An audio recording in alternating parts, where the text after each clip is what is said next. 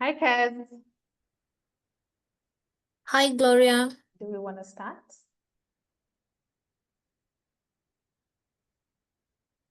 Yes, I'm happy and ready to go. Oh, okay. Rufena, please let everyone in the meeting when they come. Thank you, Kezia. Thank you, Rufena. Karibuni, everyone. It is so lovely to have all of you here. It is our pleasure and honor as Lapid Leaders Africa to host you in this space. My name is Gloria Washuri.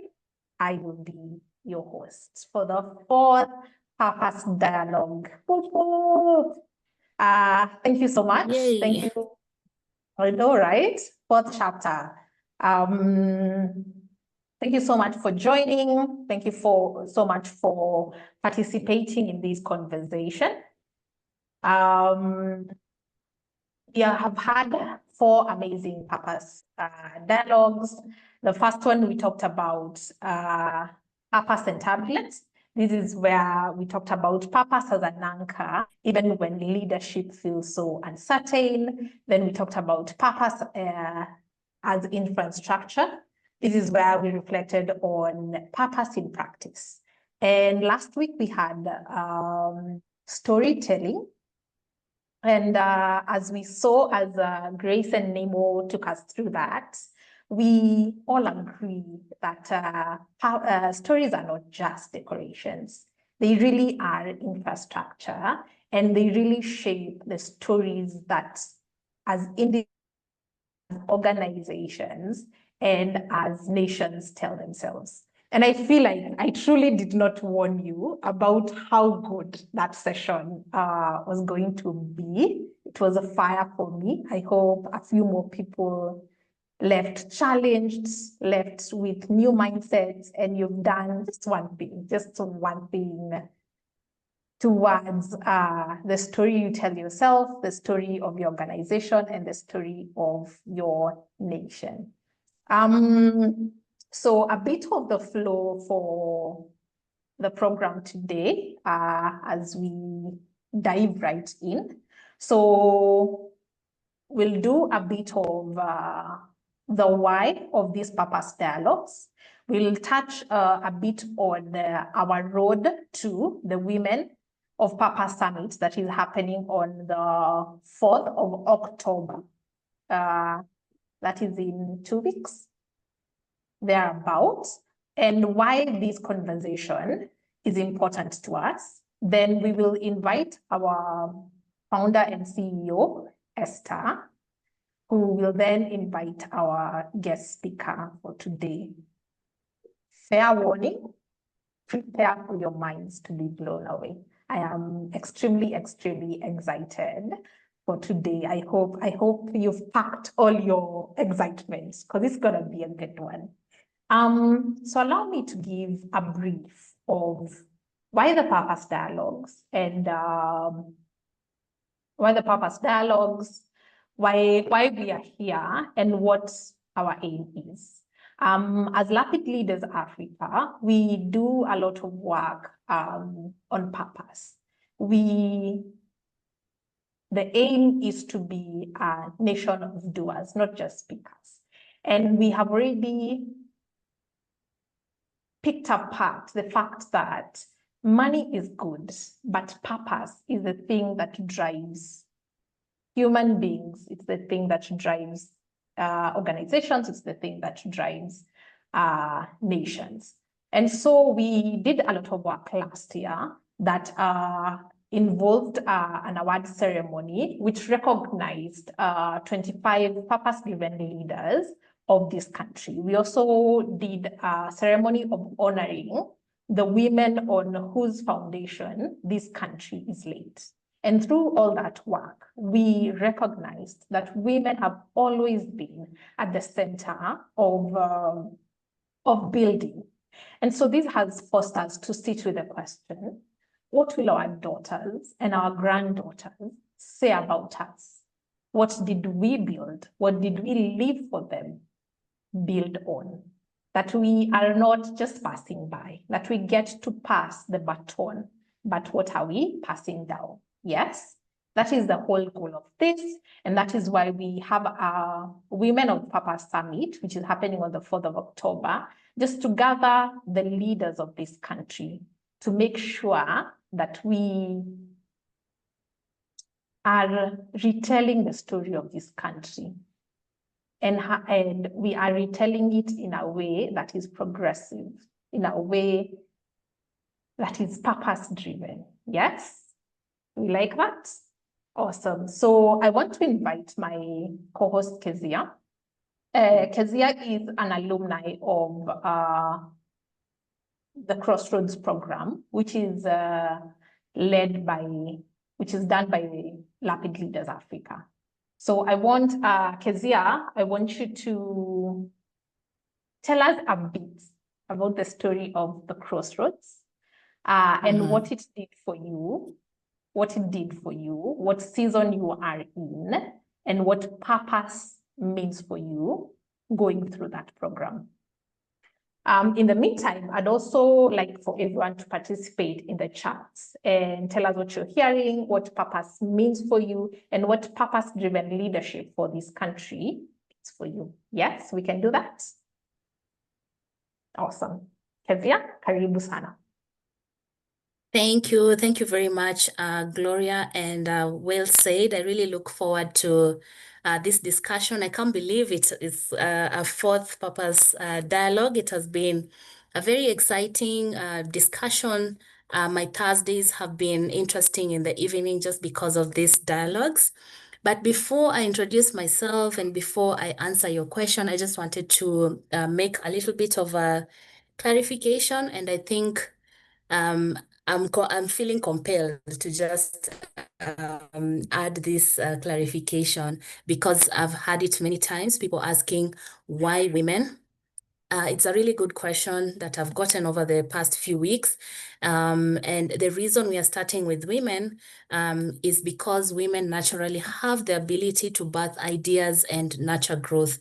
And it's not about excluding men at all. In fact, for us to get where we are, men have actually been our allies, and some are even supporting and sponsoring women to attend the events that we are setting up. The upcoming Women of Purpose Summit, we had, I think, 2 gentlemen supporting about 10 women. And this is just to make that clarity, because I understand these purpose dialogues has a mix of both men and women. And I just wanted to make sure that even the men in the team know that they have a space here as we speak. But thank you so much, and good evening, everyone. It's good to see you. My name is Kezia Kalinditsa, and I'm a renewable energy and climate finance specialist. I have over 8 years of experience in the sector. And as Gloria has mentioned, I'm an alumni of Crossroads program. The Crossroads program is offered by Lapid Leaders, and it's a program for professionals who are at a point of inflection. So earlier this year, for me, I lost my job. I was working on a project that was fully funded by the USAID. So I found myself at an inflection point. So when I learned about the Crossroads program, I joined it, and it has been transformational for me. And being part of Crossroads and being part of the Women of Purpose Summit has been something that has built me. It has really shifted how I see leadership, from just chasing roles, from chasing results, from chasing just performance, and really anchoring myself in purpose. So I really love being in these spaces, having a chance to participate in these spaces, because they remind me that leadership is about who I'm becoming and how I'm using the skills to build things that are beyond just myself. So I really look forward to having other women joining this movement, having other people join this movement, so that we are leading with purpose. Thanks so much, Gloria. Sana Kezia. I want to open it up for just 2 minutes to hear what people's expectations are, what you expect to see in the Women Summit. Our main agenda is purpose-driven leadership. How we can transform this nation through purpose. So we can use chat or we can unmute ourselves and just give me one word for the story you want to pass to your next generation, the story that is your baton to the next generation. And volunteers, and what you are excited to see or hear during the Women of Purpose Summit. Kezia, is it possible to put up the details of the Women of Purpose Summit as we... Lillian Bogwa says authenticity. I really like it. Thank you, Lillian. Authenticity is what you're hoping to pass to the next generation.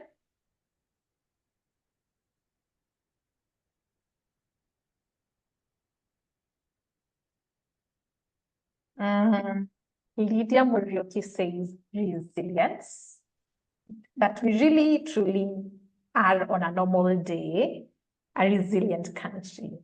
Alignment, Nelly Wamvinya, I love that, alignment.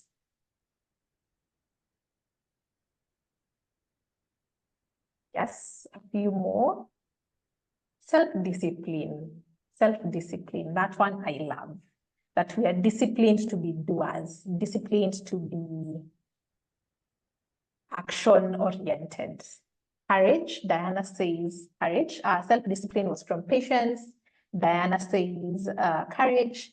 Jackie Malomba says integrity. Allow me to give 2. Yes, please. Brands. What does that mean, Jackie? Brand, the second one. I like brands. You want to tell us what that means, Jackie? You want to unmute yourself and tell us what that means? Then Christine says consistency. I hope it's not consistency in our fights, but consistency in our purpose. Good evening, Gloria. Good evening, everyone. Yes. Yeah. What do people know you for? For example, without bragging, when people think about governance in investment groups, in Chalmers, they think about Jackie. Ooh, okay. Yeah. I like that. Awesome. Jackie, you're in for a treat. Our speaker is in the financial sector. So I think this one you'll truly enjoy.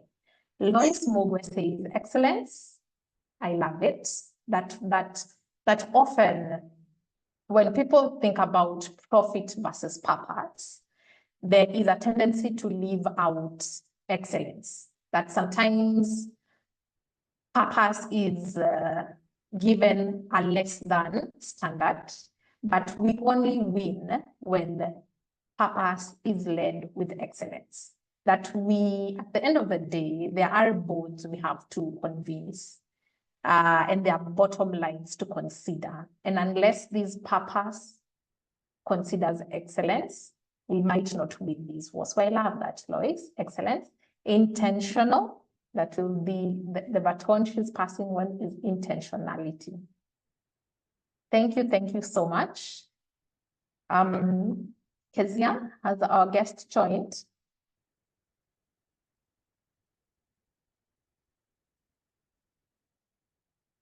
Yes.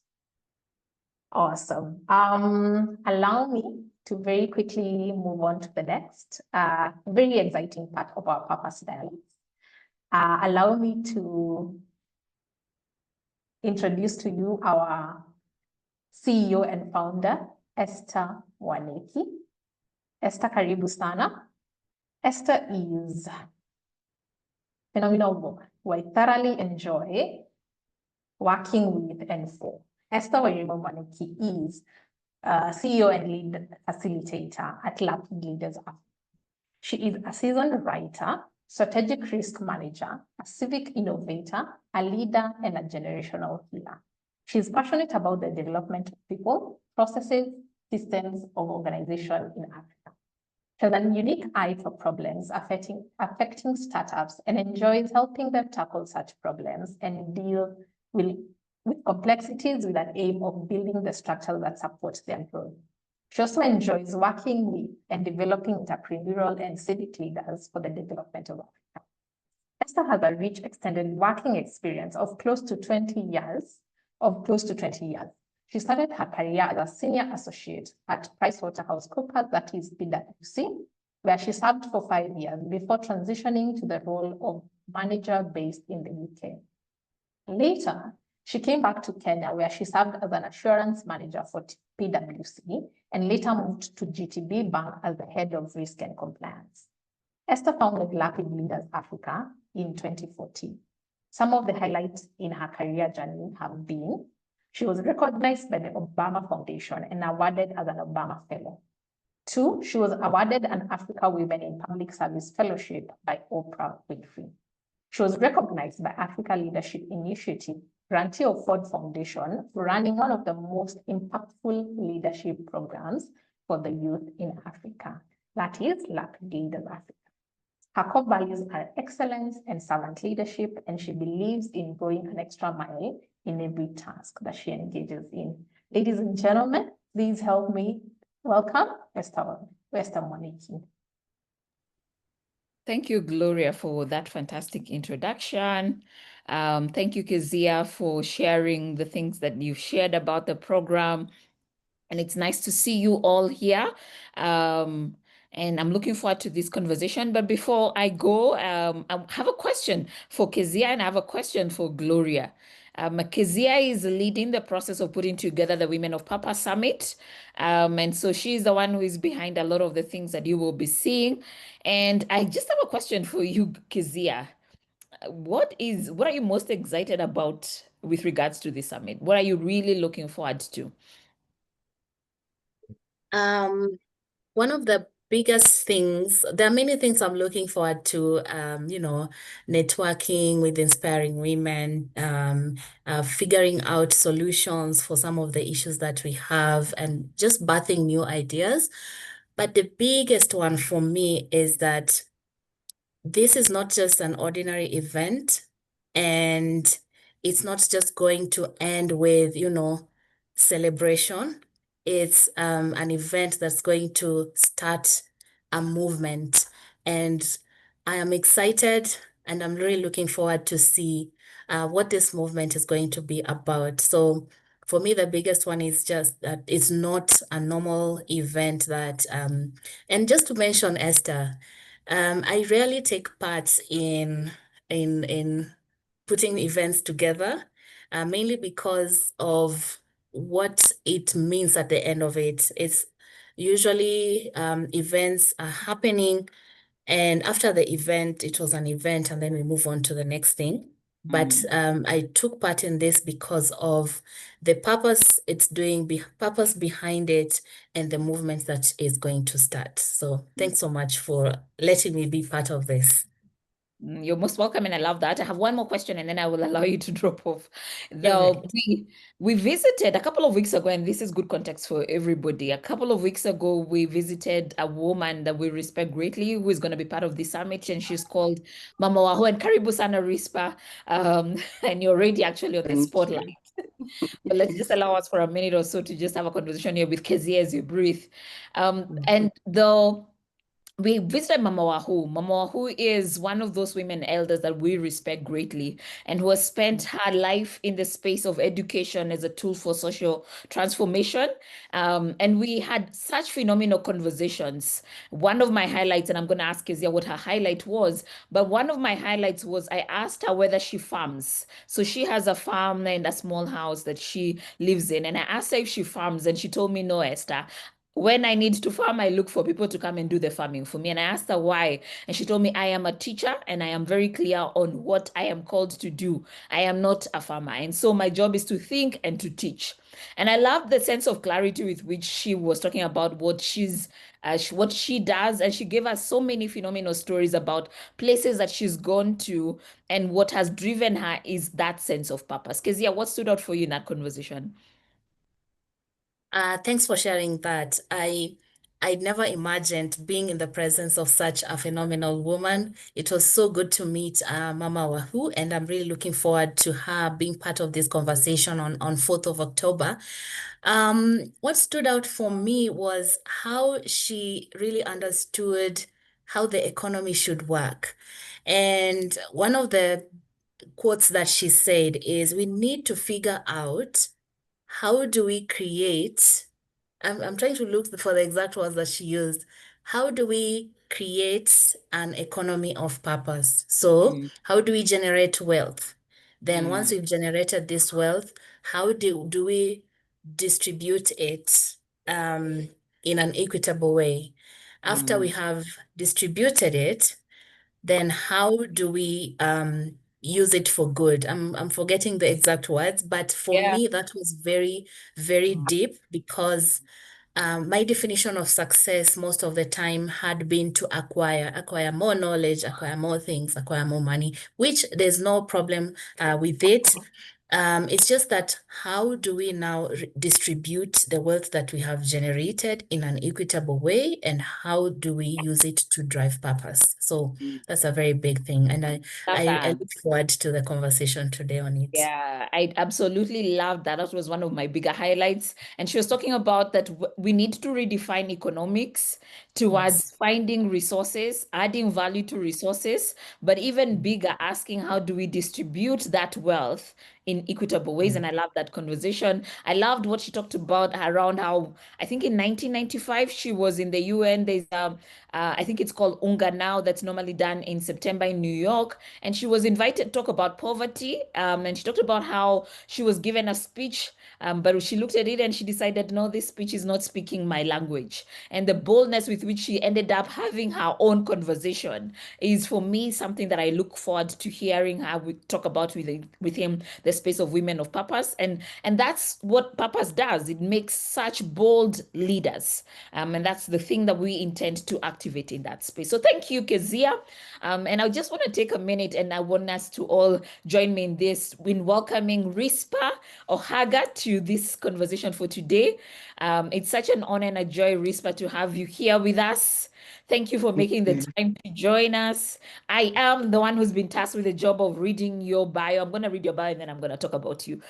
But Risper is a seasoned business leader with 24 years of experience in financial services, in manufacturing, and in audit and in consultancy. She's the group CFO, I'm going to summarize that, and the executive director of EABL, a subsidiary of the global drinks giant Diageo. Prior to this role, she spent 11 years with Barclays Africa Group, which is now ABSA, starting as the regional director of internal audit, being promoted to the managing director for internal audit, and was based in Johannesburg.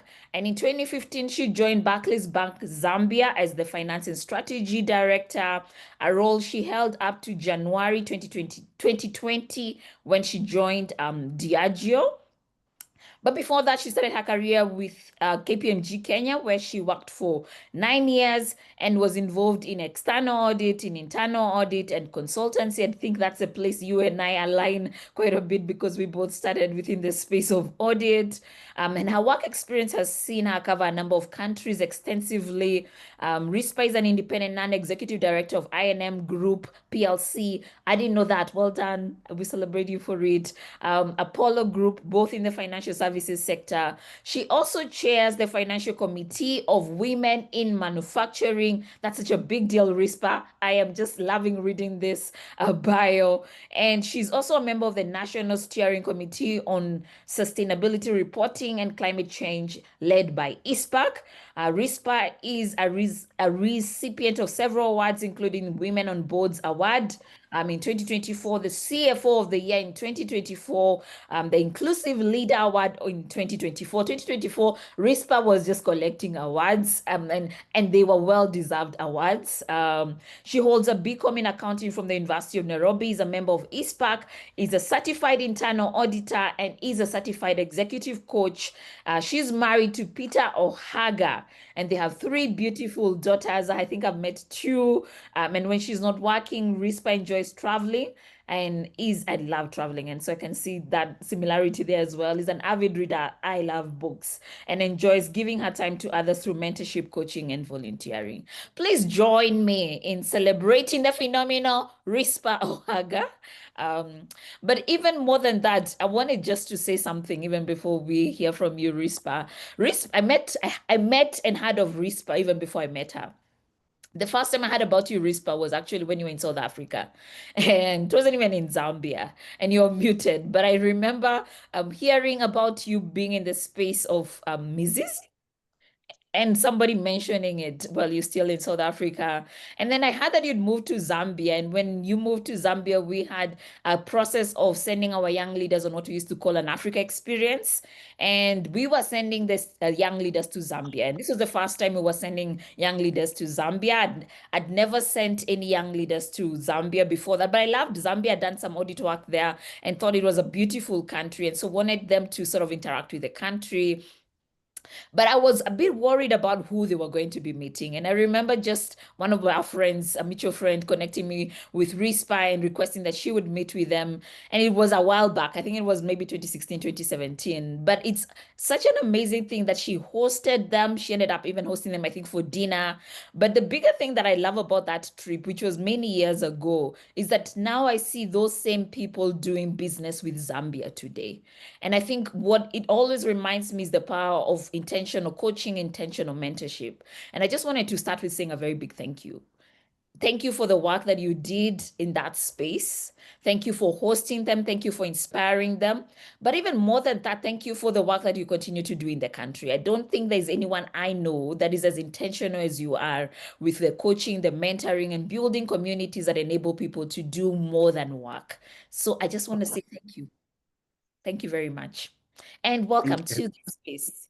I'm really looking forward to this conversation. I went to see her in her office, I think about 2-3 weeks, maybe more, ago, and loved just hearing your journey and how purpose has influenced your journey.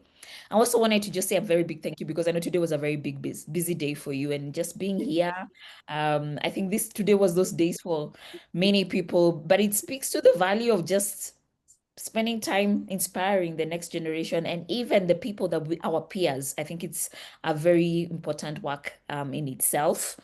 Before I go into the questions that I have for you, I have a random question for you, and it's around with doing a work around purpose. And for us to do that work, we are asking, what does Kenya look like in 25 years?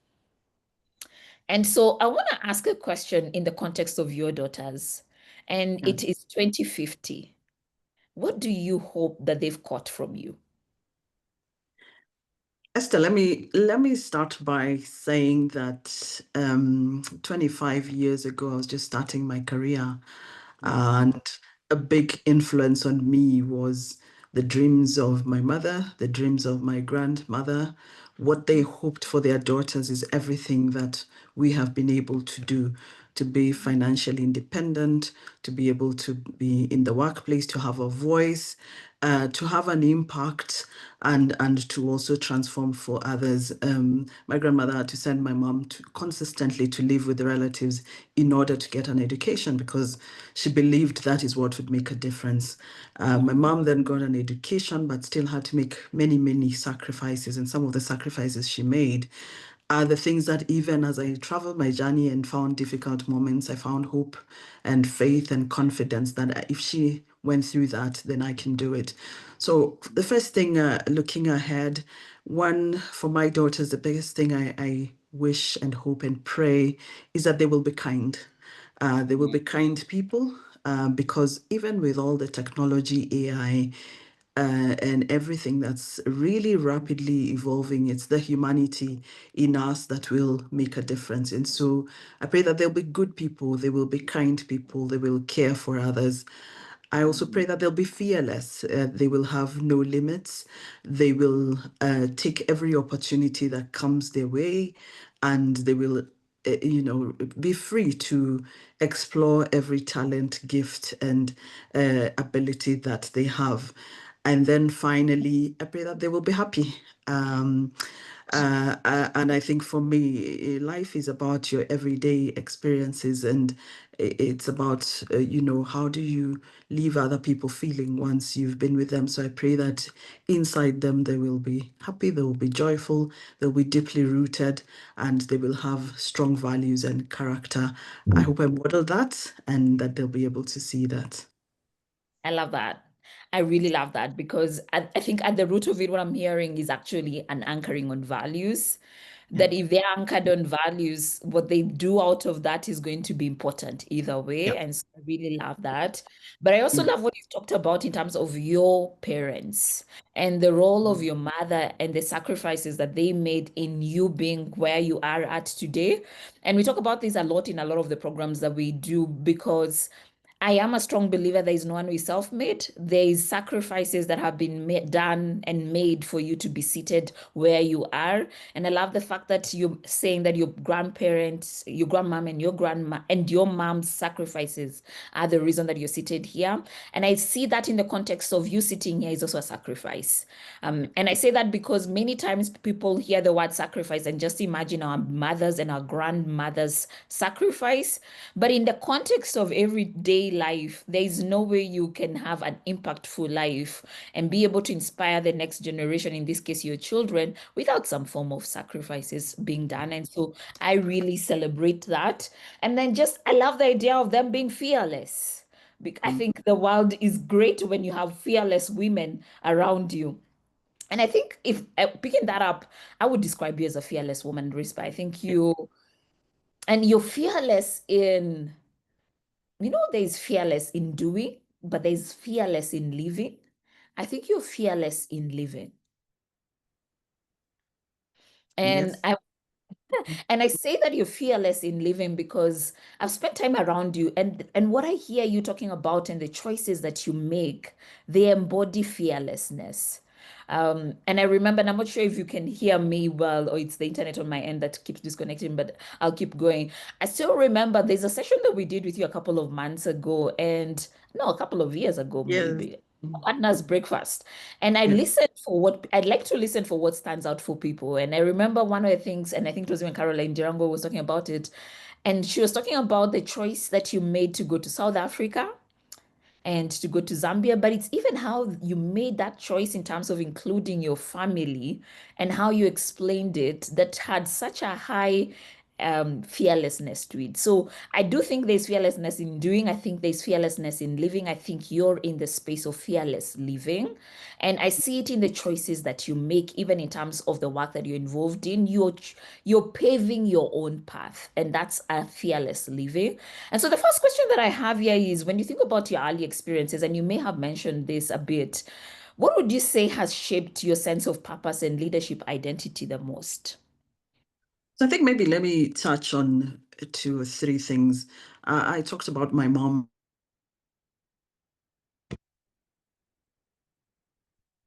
married, right?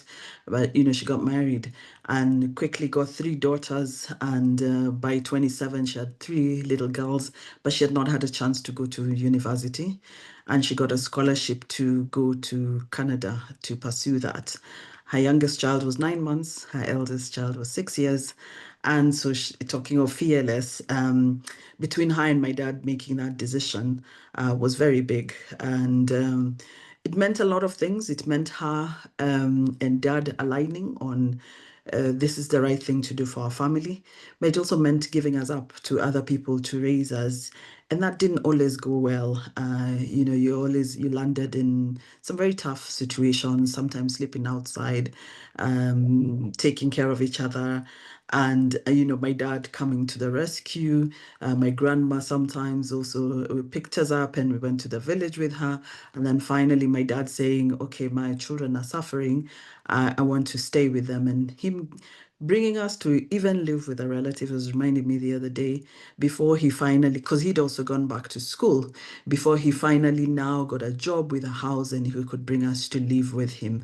And so here he is, single dadding. And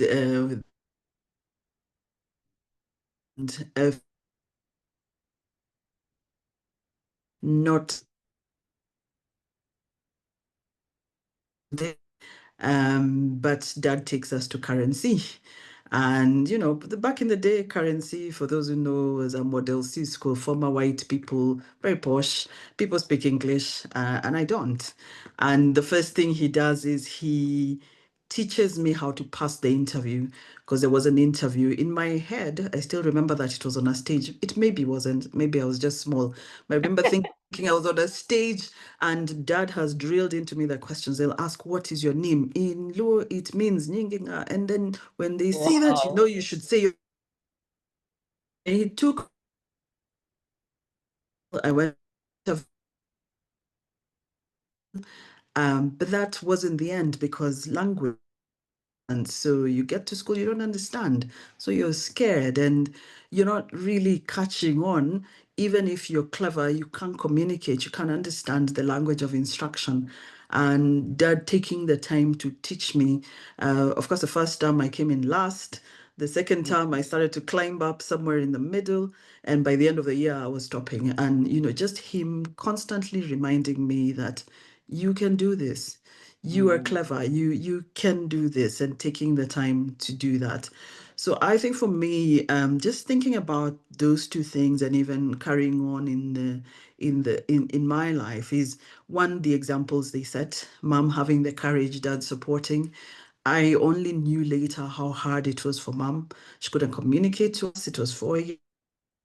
Have Wow. to tape herself, speak, post it, and then Wow. dad plays it for us, and then he tries to record us. We don't know who mom is, we don't know what he's trying to do, but he tries to get us to say something to her and post it back to her.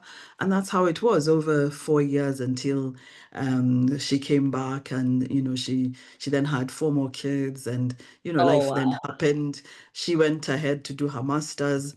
She even started her PhD. I don't think she followed through with it, but I really feel that one, the example, the courage, two, the affirmation, the support, and yes, a lot of tough love. I got a lot of viboko because I was also a very inquisitive child, I will say it. I was inquisitive, and that landed me in a few problems. But also it was just refusing to give up, even in the toughest of conditions, refusing to allow anybody to put me down, and consistently coming back are features that continue to be a part of who I am today. I love that story. Like I would actually just write a whole book around it because it it tells me why you're the fearless woman that you are. And I say that because of what I started with, that people are shaped. The experiences that people go through will shape who you become. And just the examples that were set for you, and that's both by your dad and your mom, those are such exceptional examples. For a woman to wake up and go study and leave her kids at 9 months. I can just imagine how difficult that was. The guilt, not just of herself, but of the community around her, because there's an expectation of who women should be. But also, even that your father then steps up and still does the tough choice still of supporting her and supporting you guys. I think for me, that's a story of real fearlessness that perhaps then continues to be in your lineage, because I see you'd make similarly tough choices, whether that's in your professional life, but also even within your personal life. But I think the fact that you have seen it and that example has been modeled before maybe makes it easier. And maybe that's an assumption. Does it make it easier for you to make those different choices? It does, because I always say if they didn't do that, I'd probably be in the village. The girls that I played with, many of them didn't make it into their 30s and 40s because life for a girl growing up in the village, it's tough. Many of them got married, the HIV scourge came, and the impacts of that. So one decision made a big difference. And also, so when I even think there's nothing tough that I've done that can ever get to that level. So even when it's tough, I say, it's still not gotten to that level. And so I can keep going. Yeah. I love that. And maybe even just before I move forward, I'm curious about your own choice for you to go to South Africa with your family. Was that a tough choice for you? Were there some compromises that needed to be made? And for purposes of those who don't know, she did her work in South Africa at some point, then went to Zambia. You're the real Pan-African, and then was back to Kenya. I wonder whether there were some tough conversations that needed to happen for that choice to be made. Definitely. I mean, my youngest child was 2 years old when we were moving to Johannesburg. My eldest was 11, and the middle one was 6, thereabouts. My husband was working. We'd had a few stints when he'd worked outside, and somewhere in the middle of it, we said, look, this doesn't work for us as a family. If we go, we all go. For the longest time, I always said, I'm the one that's never leaving Kenya. I love it here. And I want to raise my kids here. I want to be here to do the things that need to be done. So, but then I realized when I reached somewhere in my career that if I don't expand my experience, my exposure, my horizons, then I'm going to hit the ceiling really quickly. And so, and especially because I was in audit, I mean, how many chief internal auditor roles can you do before you hit the ceiling? And if you've done one that's called Barclays and is regional, there's not many of those. So I knew that if I'm to go any further, I have to spread my wings, get more experience, get more exposure in deeper markets, and also try and get out of the audit stream. At the time, my husband had been working, he was CGs, but he'd been like restless for a while, and he kept saying, I want to stop and do my own business. And I used to be like, but they pay school fees, the golden handcuffs. They pay school fees, you can't quit. And then this offer came, and this offer was also very interesting. I joined Barclays, I was there 3 years. And every time I went to the UK, we had a lot of trips to the UK. My boss used to tell me, you have to meet the senior guys, the execs, the group head of audit. You schedule one-to-ones with them. And so I'd been there 3 years. I felt I'd really transformed the team. The team was kicking. It was a model team that everybody was asking, what's going on there? And so when I went to meet the group chief internal auditor 3 years in, and I was telling him, look, I'm restless. Maybe I should think about going back to partnership. I don't know what next, because if I stick around here, my guys are ready to blossom. They're ready to grow into this role that I'm sitting in. And unknown to me, there was a vacancy for an Africa head. And immediately he started throwing questions my way. And before I knew it, I was told, well, we've got this role. If it came up, would you take it? And I said, well, yeah. I said, well, if it's somewhere I can raise the kids, absolutely. And he said, what if it was in Joburg? Would you take it? It was in Dubai before. I said, yeah, I'll take it. And then I came to talk to the husband. And I kind of knew he was restless, but this was uncharted. It was uncertain. There was no guarantee he would get a permit to work over there. But I also think his leadership in that moment in saying, let's think about what's good for this family. Is it good for the kids? Is it good for your career? Is it good for me? Is it good for all of us collectively? And I think sometimes that's where we miss it. It might be good for me, but is it good for this family unit?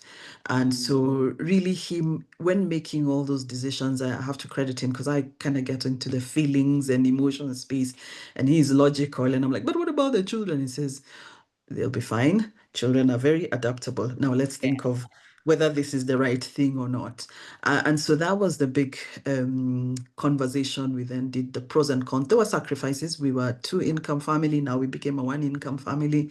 I had to really explain to my mother-in-law where I'm taking Hassan without a job and will I leave him there? And, I really had to reassure her that how this is working for the family. And she'd never ask her son. I had to explain, where are you taking my The one son? who's carrying the weight. Yeah. But, just that being joined up and united in what we're doing as a family and saying we've weighed this new environment, we don't know it. One of us needs to really be there for the children. And at this point in time, it's him. It might change, but for now, Yep. it's him. And because she always used to tell me, you work too hard, I'll come and take those children. So I said, no, you don't have to take the children because he's going to take care of them. And from then she was fine. She never asked again. And yeah, so there were a number of sacrifices. Comfort, I was very comfortable here. I was disrupting. It's a big market. You're a little fish, if I'm very honest. The market is a lot more developed. Culturally, it's very, very different. And so you have to learn how to lead in a very different environment. But what I also say, it's always about people. It's always about people and how much you care for them and how much you want to bring out the best in them. You've said so many powerful things, Risper. I just lift 2, 3 that are just ringing in my head. I love the way you processed that choice. And I love that you processed it from a family unit perspective, because I think that's a conversation that we will not go into, but it's a common conversation that women will struggle with. But I love the fact that you elevated the conversation into a family unit. It's not the woman versus, or the wife versus, or the husband versus, but what makes sense for the family unit. And I think there's a bold conversation there that I just want to lift and say that's the fearlessness that I keep talking about. But also I love what you said about speaking your truth in terms of need for growth. And I like that because I find a lot of people are stuck, but they don't speak and they expect their supervisors to know automatically. And so that's another moment of boldness. Just the boldness to say, I am unsettled in this role. I need a new challenge. Is another boldness moment that I'm hearing. But I think the one that I hear here, and this is how I get lost, but I will come back to this, is something that I heard you talking about when we at EABL, your ability to raise model teams. I do think actually that's one of your superpowers, Rispa. And one of the things that you told me and I loved is you don't compromise the purpose for the quality, and the quality doesn't compromise purpose. And I want you to speak a bit about that, that intersection of purpose and quality and model teams. So I think maybe it's important for me, and maybe I'm preempting another question. Around 2007, I used to go to Mavuno Church, and they were doing a Mizizi program, and I got into it. And I was, again, I'm always restless. So I was in a restless phase of my life, wondering what next? What's this life about? What am I doing? Where am I headed? And I think Mizizi was such an excellent program. It's discipleship, but it goes deeper into who really are you and why are you here? And walking that journey with a number of people, later becoming a facilitator. And as I was walking through the journey, the funny thing that happened was I started to get like all kinds of jobs offers, really great ones. Come and run these 17 countries for us. Come and do this thing. And I was just exploring and saying, how do I pick? What's the thing that I should be doing? And I think out of that journey, the biggest things that came out for me was one, if I don't have people impact, then I'm not gonna be fulfilled. Secondly, if there is no justice around me, then I feel very uncomfortable. So I'm big on social justice wherever I go, big on people, leadership, growth. And so I became comfortable in the fact that it wasn't so much about profession, title. It was whatever it is that I do, can it have an element of people and impacting spaces that I am in? And secondly, can I bring in justice, which means tough conversations? And I think that's what initially really led me to start being a leader of people, a leader who creates strong teams, and a leader who builds leaders. And interestingly enough, in the course of earlier this year, I came across a number of people that worked in my teams, that were some of the best people in my teams, and the roles they're doing. They're in regional excos of big banks around. They're heading finance in banks around, and I meet them and they say, I remember what you did for me. But I think for me, it's also recognizing that when you're doing this thing of leadership, it requires tough calls, because when you have somebody in your team that is not in their right role, they struggle, you struggle, the team struggles. But what tends to happen is, because we sometimes fear courage, or we don't have the courage to do something about it, or we don't, we just are afraid, or we want to be nice. We then don't give them feedback.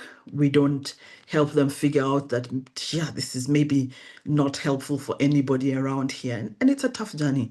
But I am unrelenting about getting the right person in the right seat, because once you get that right, the fulfillment in that person, the fulfillment in the team, and the fulfillment in the organization, and for you as a leader having done your job, is unmatched.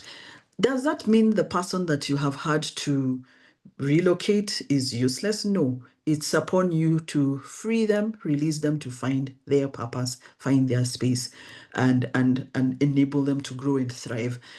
Is it a guarantee that they'll find it? No. But I've found in many, many spaces, shifting has led them to even bigger things. But we're afraid, they're afraid, and therefore we don't make the calls. So I'm uncompromising on the people that are on the team are on a mission. You can't go to war with half. Everybody has to be there with their heart, their soul, and their mind. And so that's what I seek for in a team.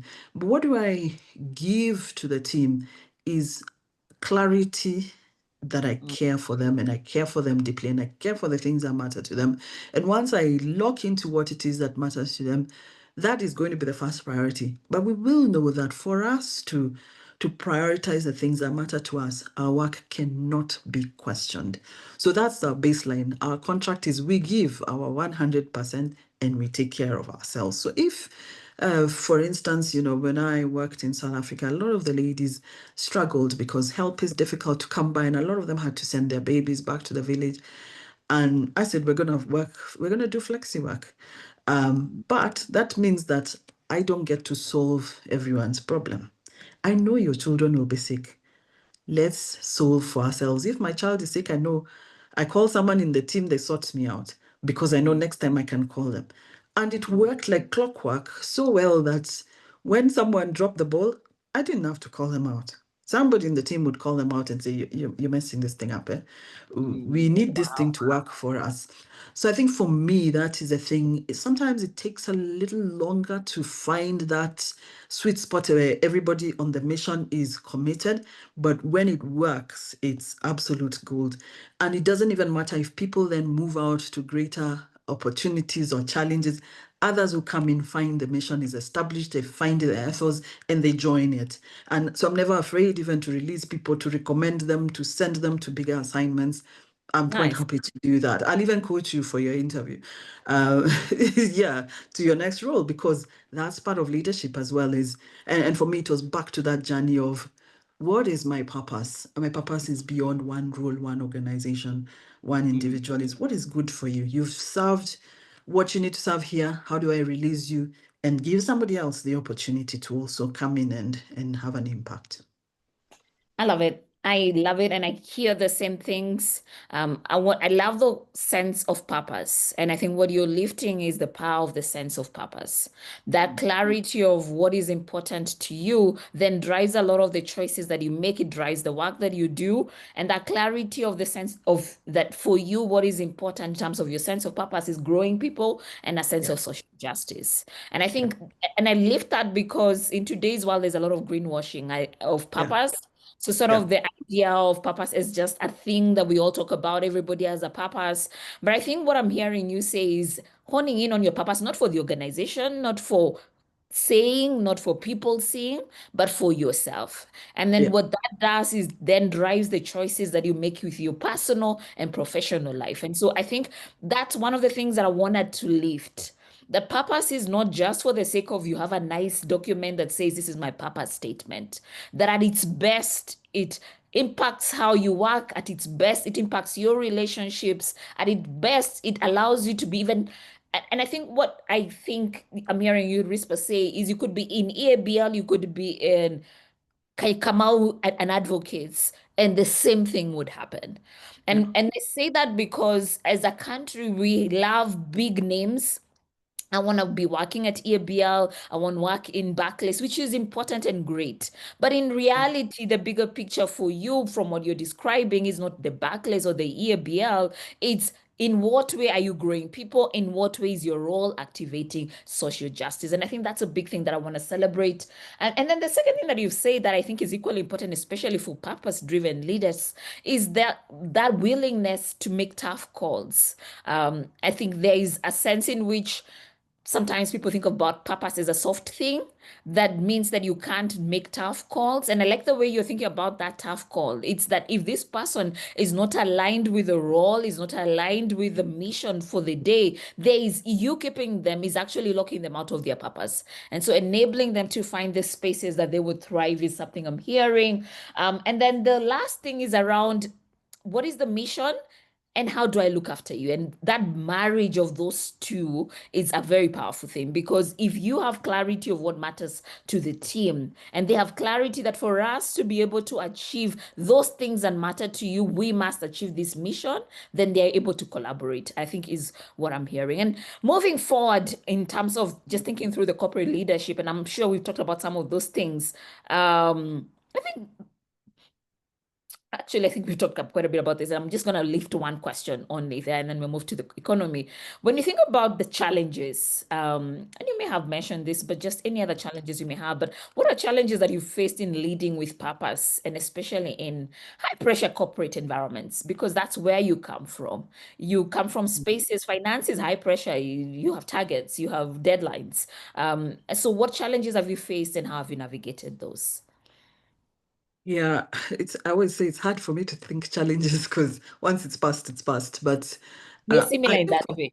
yeah, once it's past, we are out. Let's move on. Yeah, but I think the biggest thing for me is those moments of truth, particularly when it comes to integrity.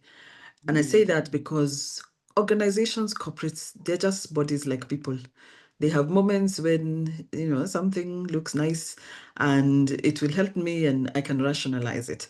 And for me, just because I'm big on justice, but also maybe it's because my background is really very firmly developed in the audit profession, where some things are just, it is right or it is wrong. That is real. And it never Yeah, goes away. no, it doesn't go away. Yeah. And for me, and it will grieve my heart until I deal with it. And so for me, it's just saying, whatever it costs me, this is what I stand for. I want to rationalize it.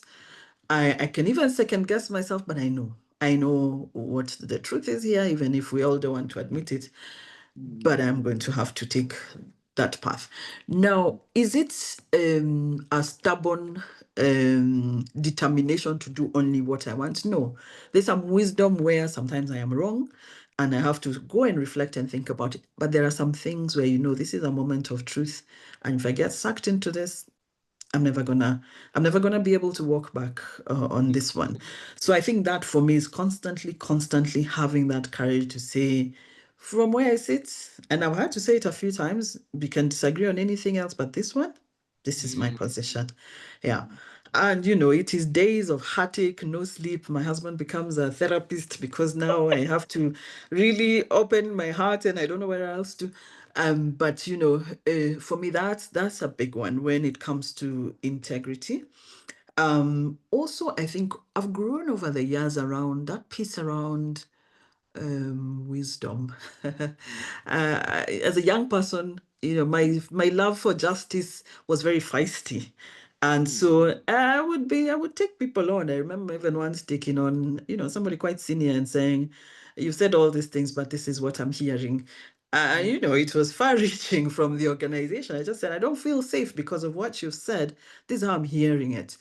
And I think age, maybe experience, but also I think, Yeah. but also other cultures. I mean, you should see how the Zambians are so gracious, even in disagreement. Of course, not all of them or all the time, but there's a way, even when there's something nice, something tough, the way that they land it. You almost want to say sorry for having put them in that situation. Yeah, so I think I still haven't got it fully, but I think it's a journey of how do I still want the outcome, but must I go the rough road? Can I find a way where I don't lose the relationship, I don't lose the war while winning the battle?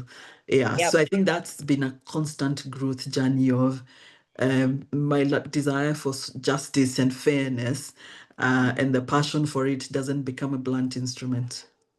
I can resonate with all that you've said. I think there's something about audit that makes your lenses very awake to what is wrong.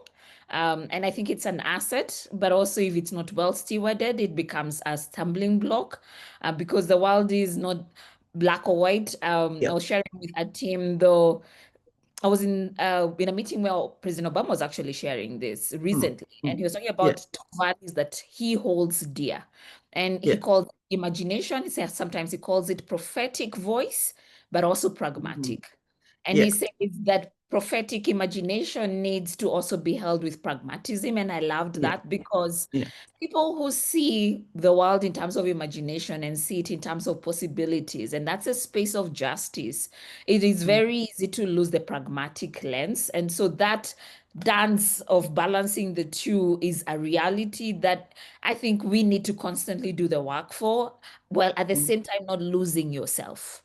Because as you say, there are choices that you can easily make that just you cross the line. You're no longer able to recover from those lines. And in your work, that is inevitable to be something that you constantly will struggle with.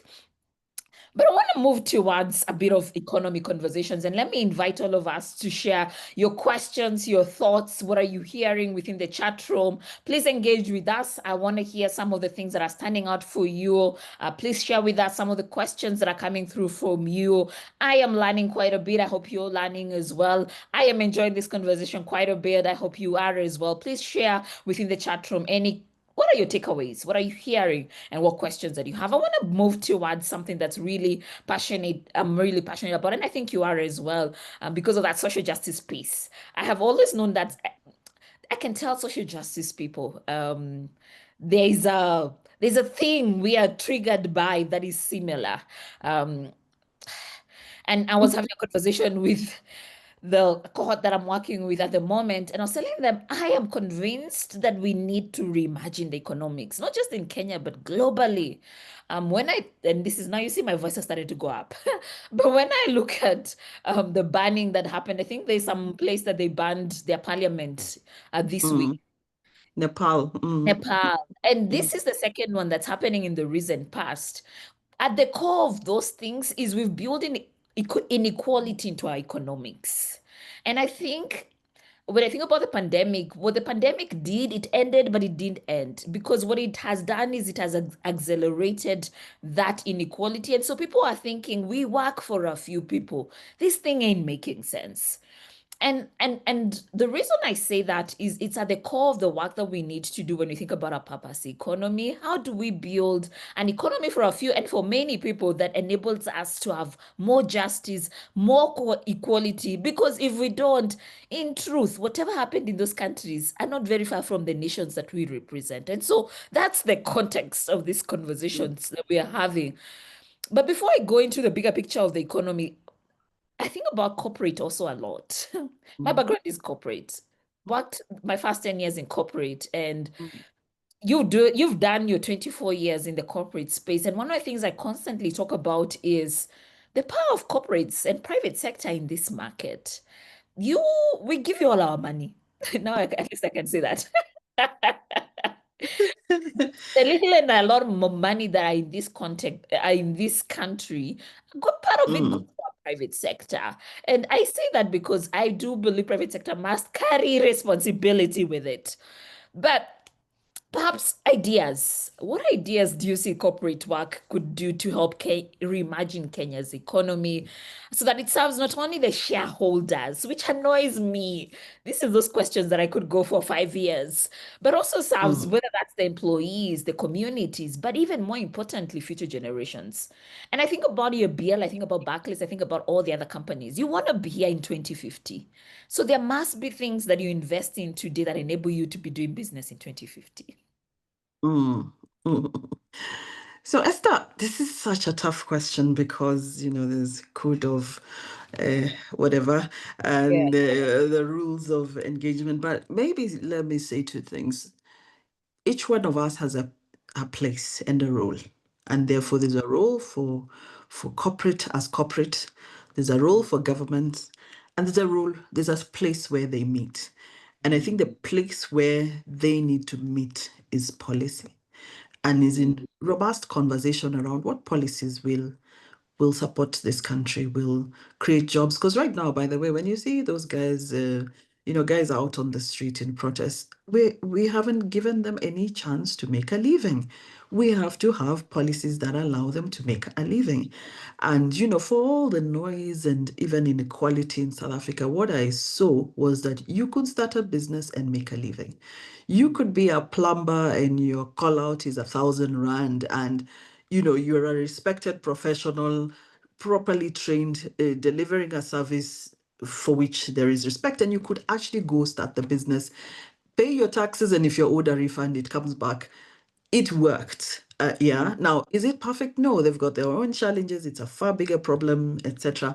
But I saw that here's a model where actually there's quite a big mass of small businesses that are actually solid. They are well capitalized. They're charging a fee because also we don't like paying, by the way. And if we don't like paying, yeah, it follows. So I think for me, it is what are those policies? Because I think sometimes I also say we are caught up in ratios because so and so entity says the ratio is important. We forget that the ratio is a denominator and a numerator. You can still achieve the ratio by shrinking to success. But is that what will serve us? Yeah. So we must focus on growth. And then we must define how do we grow this thing? And I don't think enough conversations are happening around that. I don't think there's enough space to have that or to listen to it. And yeah, and I think it goes back to our values and our morals. If the conversation, yeah, it's tough. But yeah, we have to create those spaces for the right conversations, particularly on policies that will shift. Surely I should be able to start a business and charge for it and earn from it and pay taxes and still exist. Why is that so hard? It's very, very hard. Now we've got a number of policies. A lot of them are still in train. Part of what we're doing is how do we support small businesses and businesses of minorities? So whether it is youth, people living with disabilities, women, and we specifically have now since 2020 been tracking. I think we were at under 1 billion on suppliers in that cohort. Now it's 6 billion. We are spending 6 billion on people classified, farmers who are women, farmers who are living with disabilities, young people who've put out a farm. Now, are we perfect? Is there enough data? Is it perfect? No, but we are starting somewhere. It's also about giving back, and giving back is twofold for me. And this is really around our sustainability strategy. We have to think of ourselves as a business and say, what's our impact on the environment? We have a number of impacts of which we are very open about. The first is we use a lot of water. And if we continue to use water, what happens to access to water by 2050 and beyond? So we have a responsibility, one, to measure efficiency of our water usage and make sure we maximize every drop of water. But the second thing is how do we replenish? So all the work around planting trees, and don't just plant them and take a photo. Come back, check. are they thriving? So we measure the success rate of the trees that we plant. I think at this moment it's like 85%. And we measure and we track that because we're saying we have to do this. We won't see the results of the trees today, but in the future, this is something that will be important. But we don't leave it there because today people need clean water. So we work then with communities, and we've done over 100 different water projects across the country, making sure people have access to clean water. So we link it to our business, and that's just water. We have similar around energy. So again, looking at our energy usage, we decided to work towards clean energy, removing heavy fuel oil from our production facilities. We invested in a biomass plant, and that biomass plant now uses macadamia, nut husks, rice husks, and that kind of waste to power our plants in Kenya and Uganda. We're not yet there with Tanzania. But again, we're thinking about how do we actually have real impact, and downstream this creates employment. Now, the third thing, and these are just examples, there's a lot more, but the third thing is also we use bottles for packaging, and particularly for beer, the bottles come back and we reuse them, and in the end you crush them and make new bottles. But for spirits, they were one way, so that you'd wake up in the morning and people have littered, throwing the bottles all over. It was a menace. So we've started a project to recycle these bottles. We pay young people, different communities to collect them and bring them back for cleaning so that we can reuse. It's a project called Rudisha. It's a fast across Diageo. We've done that in Kenya. We're doing them in Uganda. And again, just saying, it's an eyesore, and here's an opportunity to create employment again. So we're doing quite a lot of things. And on the third, of course, is whilst, we believe that our products, if used properly, should be good, but it is often misused. So again, we invest in quite a lot of training on how do you understand this product before you touch it? How should you use it? How should you make sure you don't land into problems with it? So one drink IQ is just about what is this alcohol? What is one measure? When should I drink it? When should I not? And what is wrong and what is right? Then quite a lot on underage drinking, because people get into drinking quite early, and that's harmful. So spending a lot of time in saying there's a time and a place, guys. This isn't it. And then quite a lot on drunk driving as well, and we do that with government across the 3 countries. Just really supporting and saying what campaigns and things can we do around do not drink and drive. And we go further. Even if we're having an event, you'll find us, we have a partnership with Uber or Little to say, please don't drive. Here is a taxi to take you home. Yeah, so just thinking through our product, our business, the impact it has, and how can we build that. Having said that, I think there's a lot to do. We work with over 60,000 farmers. We still think we can do more. But I think for me, the missing piece is that policy element, where there are conversations we can have. And if we implemented the things we say we should do, we will shift the dial on this economy.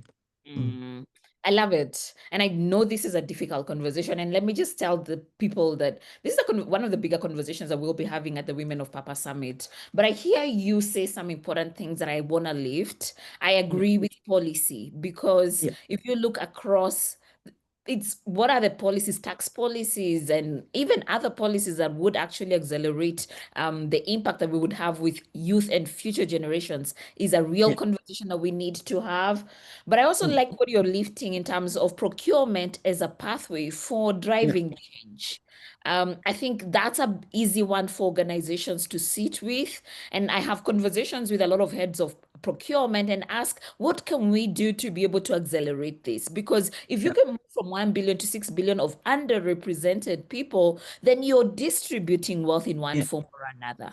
And so that there's a whole conversation that we can have around that. I like what you're lifting in terms of responsible business. It's not just that you're using water, but it's understanding that if you use water only and don't have a pipeline for future purposes, then you end up with a challenge as a business. And so asking what are the things that can be done to that. And all that is around linking the business to sustainability, which I guess was the rationale for ESG. In some spaces, people argue ESG has become just a thing about reporting more than the actual impact. But what I hear you say is that is us missing the point. Because if you do all the reporting, but you still have significant levels of inequality and unemployment, you will not be scared by that chaos. And so it's how do we challenge ourselves in terms of all those practical things that can be done to rethink how the economy runs from a corporate perspective. I am committed to, and we were having this conversation, I really think we need to have more stories told about the work that you guys are doing in other organizations, just because shifting mindset starts with stories. And I think under your leadership and many others within the organization, there's work that you've done. And it's important for us to lift that, because that's what I hear when I see women in leadership, actually. It's that sense of responsibility to the business and to the community. And it's that understanding that our success goes beyond profit. Profit is important, but that it needs to go beyond profit. I want to ask one last question, and I don't think we'll have enough time to go through all the questions that we have, but I just want to do one more question, and then I will take up any questions that people may have here, maybe one or two, if I have enough time. But the one I didn't want to miss, and it's the one I'll throw here, is you worked in Zambia, in South Africa, you've been here in Kenya, you have regional roles. And so I wanted to hear from a regional perspective, what are some of the lessons that Kenya can learn and draw from with regards to what is possible in terms of reimagining economy and reimagining leadership for the next 25 years? What are things you've seen in South Africa? And I think you mentioned about the youth in business. And I like that, actually, because if business can sustain that young person, even if they're unemployed, it don't matter. It's sustaining. So what are lessons that you've seen in those countries that maybe enable us to reimagine the economy, to reimagine the leadership for the next 25 years, which is the conversation that we're having within this summit? Yeah, I mean, for me, one was definitely what you said, just the power of entrepreneurship. Bigger in SA, Zambia is a much smaller economy and has a lot of copper, so there's some comfort there, or there was. It's waning now. But for me, SA, and part of it is back to when there was apartheid and they had to solve for themselves. So that made them produce their own things, and they've built a real entrepreneurial spirit there. As I was saying, the first time we moved there and we called a plumber, he told us, "Are you sure you want me to come?" And we said, "Yeah." And he said, "For me to come there before I diagnose anything is 1,000 rand. Yeah, so maybe you want to describe for me the problem. You try and fix it, and then if you're defeated, then I will come." Yeah, because it is highly respected. It's a profession. If skills are valued. I mean, I think about even back then, the cost of putting a swimming pool in South Africa, it came down. It was really low because they were doing it. Enough people knew how to build a swimming pool. It wasn't a luxury. Yeah, so I think creating really a space for skills, entrepreneurship, the arts. Those guys, theater is a thing people do on the weekend, and people make a living out of that. So there was a lot around entrepreneurship, arts, culture, and different elements, and not just we're all aspiring to go to the office and be employed. There was just a wider economy of different things that you can do, working systems. And I know they've broken down sometimes, but still, for me, it was amazing. I got a check from SAB every year because, I'm a non-resident and I travel to wherever. I work out, file my return, and the money is in my account. Stuff works. And I think for me, it's just, how can we just get stuff to work? And I think that enables people to be able to then do what they need to do, but it also creates jobs because people are actually fixing the stuff that needs to be fixed. So I think that was big for me. I think there was also elements of culture. SA is complicated because of the history. And so that was somewhat complex. But for me, it was just, again, Zambia, very modern, but such a respectful culture. And even the Gen Zs and the youngsters, they know, you see your grandmother, you get down on your knees. Not because, I mean, for me, and you go to a wedding, the young men in suits and in their 20s, and they see their grandmother and they kneel down. And I was just awed by respect. I could never go with my children anywhere where there's a grandma or even aunties and they don't greet people. Any adult will pull their ear very quickly because people say hi to people. That's a basic. So a lot of that beautiful culture, I think we've left some of that, and yes, there are retrogressive cultures, but I loved that they retain so much of their culture, particularly of respect, also of how you talk to people. I really had to tone down my Kenyanness. Within days of reporting there, I think I said something. There was a WhatsApp group for the exec, and then somebody put a photo of Joyce Banda, I think, kneeling before some president, and I said, "Me only kneel for God." The next day there was a Lucy Kibaki video going around with, "This is Kenyan women for you." And I really had to walk back that story real quick. But it was just learning that, to observe, feel, observe the environment, consider what is appropriate to say and not say, but also just a growing respect for that culture. Something that I really questioned when I first went there, but I thought, this is a place for our cultures, and our cultures are beautiful, and we should be proud of them, and we should pass them on to our children. Another big thing for me that people don't like me saying is there was space to go home to your children, particularly in SA. In SA, your worker went home at 5. Even if she lived with you at 5, she was entitled to go and rest. Oh, You had to wow. find your way home. So one of you either goes to work early and leaves early, picks the children. Children were picked. Very rarely did they go on a bus because of security mostly. But you had to program yourselves who's going home early and who is dropping the kids in very early in the morning. School started at 7, so who's taking them at 7:20? Who's taking them? And then you leave early and vice versa. And in the evening, you cook food together, you eat together, you do stuff together, because you have to. And initially, I'd stay in the office up to 6:30, and I find I am alone. And before long, I even started to ask myself, do we really work or do we appear to work? So you have coffee and conversations, and then in the evening, you appear to work. And I know we have good work ethic, but I'm not convinced all of it is really productive. So I think it's examining ourselves and saying, yeah, if we're all doing these long Are we being hours, efficient? are we being Yeah. efficient? And who's raising our children while we are over there? Because when we moved, my eldest told me, nowadays you guys actually listen. You say, and I know you're not listening because you're working, you're multitasking, you're busy. Here now you are actually looking at me and having a conversation. Wow. Yeah, so I think it's just really examining how we're spending our time, whether we are the most efficient or as efficient as we think we are, and And whether it's prioritize also delivering the family results. thing. Yeah, and making time to raise those children. Yeah, otherwise we will have a generation that, yeah, it's maybe very different. Oh, love those. I Yeah. love the entrepreneurial. I think that's where you start. I didn't know that. I didn't know that. So, when you hear South Africa, you hear that the youth unemployment is significant. But I can Significant. see how, and it is, but and maybe there's an element of how unemployment is measured because in some ways entrepreneurship is complex in that way. But Yeah. I can see Yeah. from their history how they would be very entrepreneurial.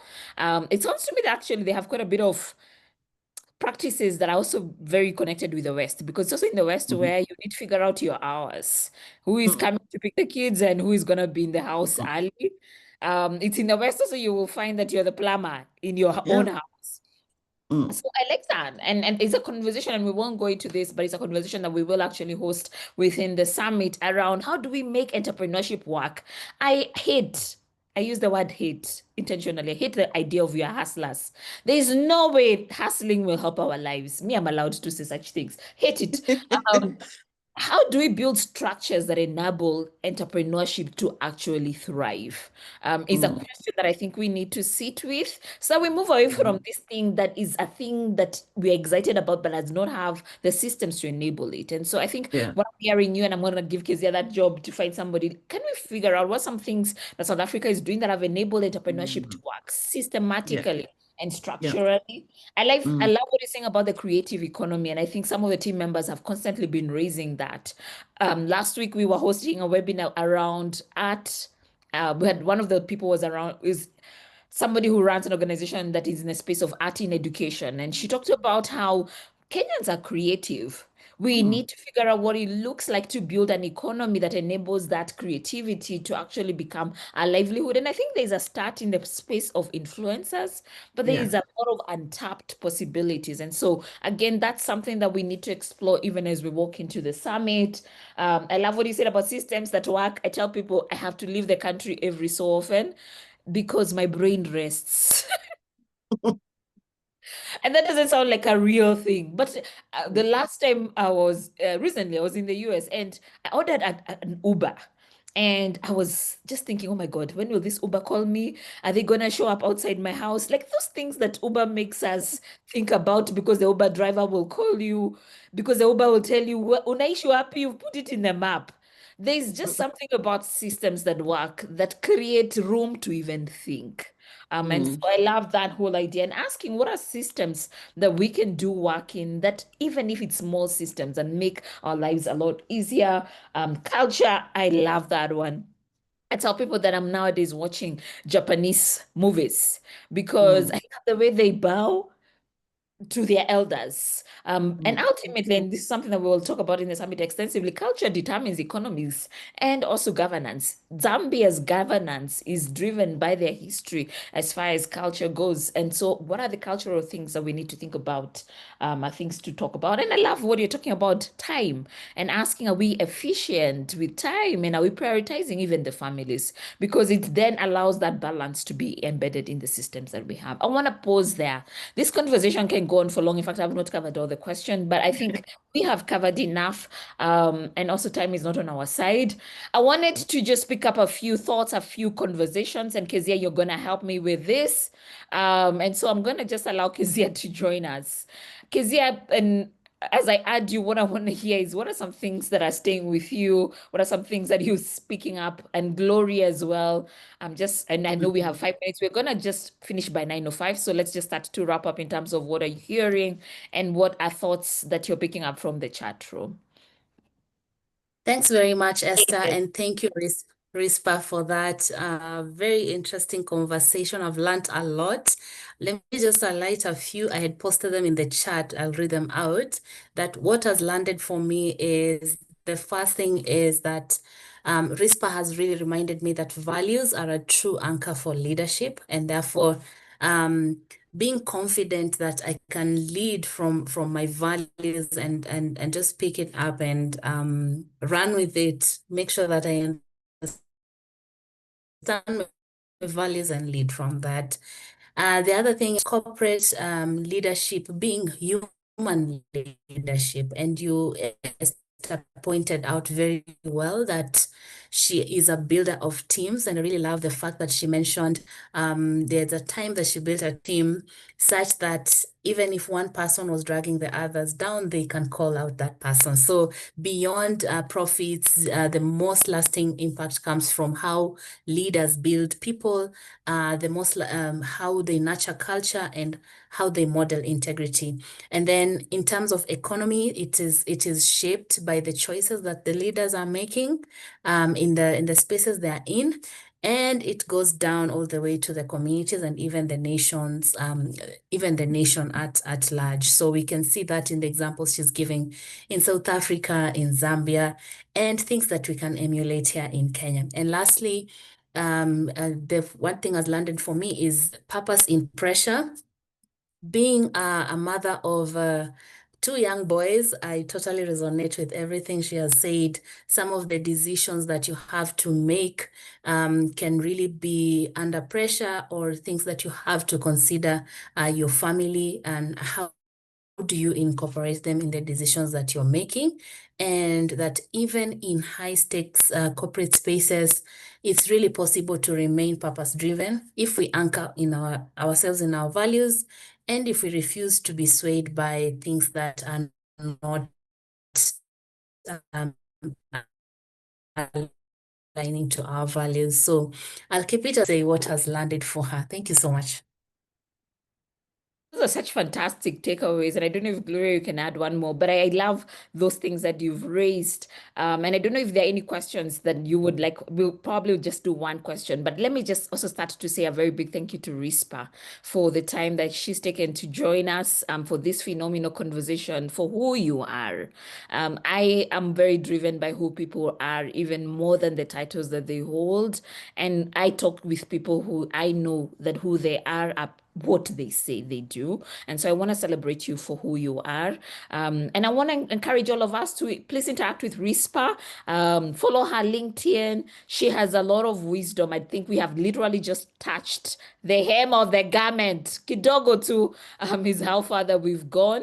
So thank you. Thank you for making the time to join us. Thank you for the work that you're doing. I am still hoping that we will see all of us join the Women of Papa Summit, because I think there is a lot of work that women can do as we put our heads together. And so I'm looking forward to that.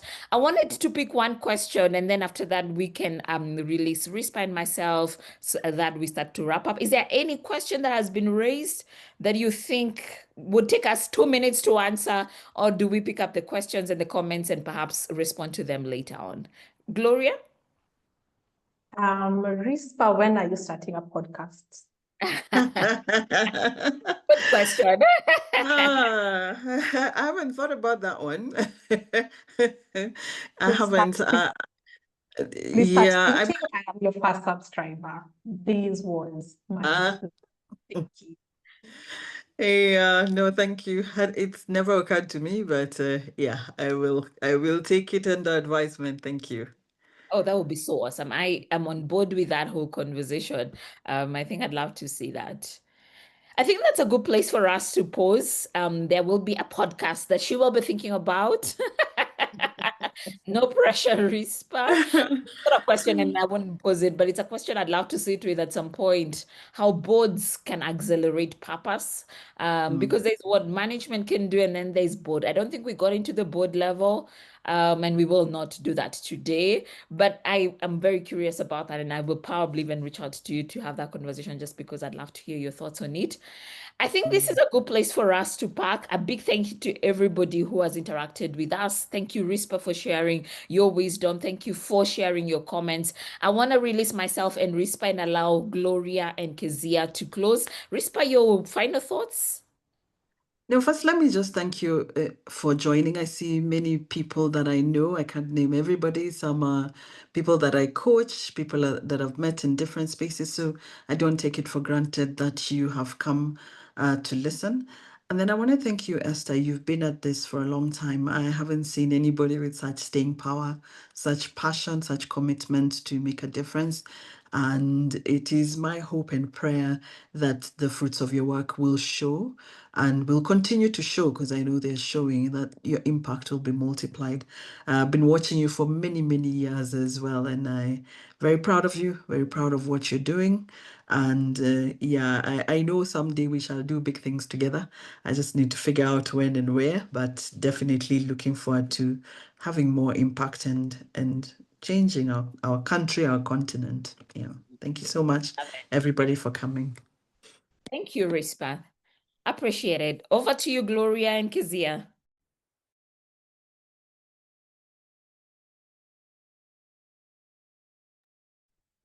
Gloria, please unmute. You're speaking still on mute. So sorry. My God, was that not a treat? Was that not a conversation we would love to live in? I actually have a confession. I am a procurement associate at a green energy company, and we are currently reviewing KPIs. My little next step is that I will add a purpose to my new KPIs. Thank you for that. I have loved this 1 hour. So our next steps for everyone, imagine a full day of such conversations, of such mind-blowing challenges that allow you to just change the architecture of your mind. That these are conversations that will allow us to build this nation for the next generation. So we have on our screen how to join the Women of Summit coming up in October. Please join in so that we are able to just sit with these conversations and sit with what we're doing for the next. Thank you so much, everyone, for joining. See you next Thursday for our Feed Purpose Dialogue. Asante sana. Thank Bye. you. Thanks. Thank you all. Bye. Thank you. Thank you and have a very blessed night. See you next week. Thank you. Bye.